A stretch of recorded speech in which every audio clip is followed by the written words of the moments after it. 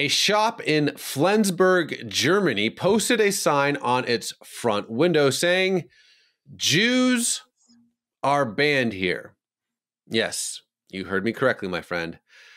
We're here again. Well, Israel's ambassador to Germany posted on X, quote, "The 1930s are back. That's exactly how it started. Step by step, sign by sign. It's the same old hatred, just in a different font." I'm joined now by CBN's Billy Hallowell. Billy, what did you think? I mean, it is wild to me that this would happen in 2025, but let alone in Germany, where the history is so horrific when it comes to the treatment of the Jewish people and the Holocaust and everything that happened. You know, after the Jews are banned from here, it then read, "Nothing personal and not anti-Semitism. I just can't stand you." I mean, it's like, what?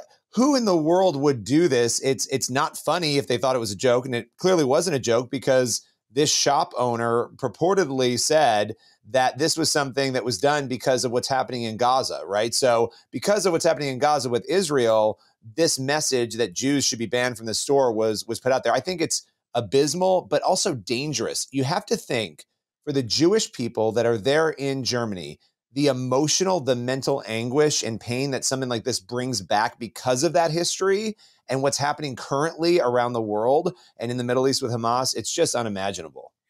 This one's deeply personal to me. And there's one thing that I thought was really telling about this sign. I'm not anti-Semitic. And I think that's how anti-Semitism weasels its way, slithers its way into the mainstream, right? I'm not anti-Jewish. I'm just, I'm anti-Israel. Or back in the day, I'm not like gas chamber anti-Semitic. I'm just like night of broken glass anti-Semitic. Maybe like banning Jewish businesses anti-Semitic. But and it's like, I'm gonna choose my words carefully. The hatred of the Jewish people is not new, and it is purely demonic and spiritual. It is a rejection of the God of Abraham, Isaac, and Jacob, a rejection of the God of Israel. Listen, I have my criticisms of the state of Israel. You can have your criticisms of the state of Israel, but I'm not this, I'm not that. Well, then why did this synagogue in Pittsburgh get shot up? Well, I'm not this, I'm not that. Well, why do Jewish people attack with Molotov cocktails in Colorado? I'm not this, I'm not that. Okay, well then why did two Israeli staffers get gunned down in DC? Well, I'm not this, I'm not that. Okay, a sign in Deutschland saying Juden not welcome here. To my Jewish friends who are watching this, I'm not Jewish. I'm a Gentile follower of Yeshua, who I believe is the Messiah, the Mashiach. I want you to know that this is just not acceptable. And then everyone who excuses this, who weasels their way out of their Jew hatred, is not acceptable. I had a friend who was a Holocaust survivor. His name was Irving Roth, and he always said that there was like signposts along the way to Auschwitz, right? It didn't go from like, I don't like the Jewish person, to gas chambers. It was this gradual descent. And I think we're getting we are walking past signposts, as he would say, at a rapid pace, where it's like, well, some Jews were killed. Well, Jews not welcome in Germany. Well, my friends, and everyone who, let me talk specifically again to the Jewish people. Not on my watch. When we say never again, we mean it. We see the deception happening. We see the ostracization happening. We see the belittling and the maligning of your people happening. And as, again, someone who's not Jewish at all, I've never been to an AIPAC conference, never seen a dime from the state of Israel in my life. I'm just someone who loves the God of Abraham, Isaac, and Jacob, who loves the God of Israel and sees the hatred of the Jewish people as a rejection of the God of Abraham, Isaac, and Jacob, and says, no, this is not okay. This is not some guy. This is not, well, it's because of this. No, it's just unequivocally not okay. Obviously, Billy, I get really passionate about this because, I would consider myself a student of the Holocaust. I've been to Auschwitz a couple of times, Majdanek, and the patterns of what eventually leads to violence against Jewish people is happening right now, and we're just all too afraid to call it out for what it is. Well, and we watched October 7th. This is that absolute hatred and that evil, what happened to Israel, right? There are nations on this earth that want to wipe Israel and the Jewish people off of the map and kill them all. We have seen this again and again and again throughout history. You have to go back to the Old Testament, right? You've got Esther and Haman. You've got that scenario. You've got, obviously, they were held in slavery by Egypt for 400 years. You have so many narratives throughout history that continue today. This is a problem, and I'm only scratching the surface that we are watching happen. And to your point, once you start this sort of dehumanization, it leads down to more and more and more. This is how the Holocaust happened.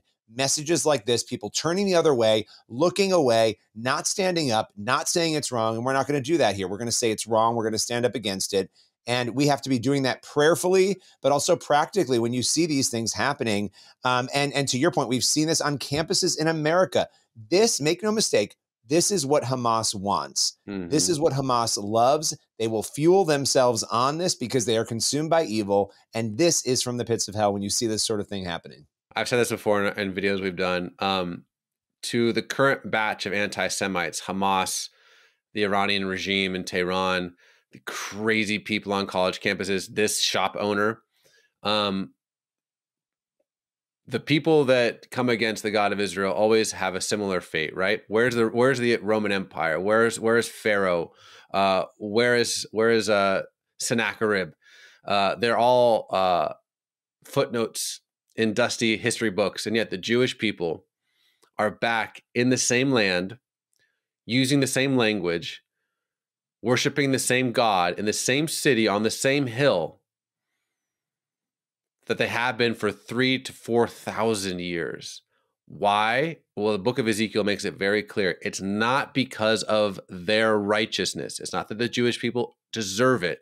It's because the God of Abraham, Isaac, and Jacob says, it's for my name's sake that I am faithful and I'm going to keep my promises and keep my covenants regardless of what the gates of hell say. So my encouragement to you, and this might be a little preachy, to me as a Christian, as a follower of Yeshua, one of the greatest apologetics for our Christian faith, in my opinion, is the restoration of the modern state of Israel, the regathering of the exiles, the rebuilding of the ruins. We can look at Ezekiel, at Jeremiah, at Deuteronomy, at Zechariah, at Amos, at literally every book, and say, wow, against all odds, impossibly, our God keeps his covenants and keeps his promises.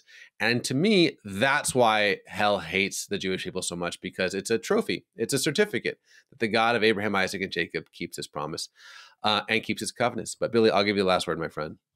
Yeah, I mean, the last word, to piggyback off of what you just said, the modern state of Israel in 1948, I think when you take the events that you see prophesied in Ezekiel in particular, 36 to 39, read that if you haven't in a long time, go back and read it. The regathering of the people, I think that coming to fruition in 1948 is one of the biggest challenges to atheism that we actually have, that we can pull from scripture, look at recent events and current events and say, this happened and it was fulfilled exactly how somebody said thousands of years ago it would be. There is no way to make that up. I mean, all the excuses that people have around what is going on there, none of that holds up to fact and the chances. It's incredible. And I think we need to lean into that and understand it, because it actually is an evangelistic tool in a lot of ways. Amen. That we can be using in our arsenal. Well, God bless, my brother.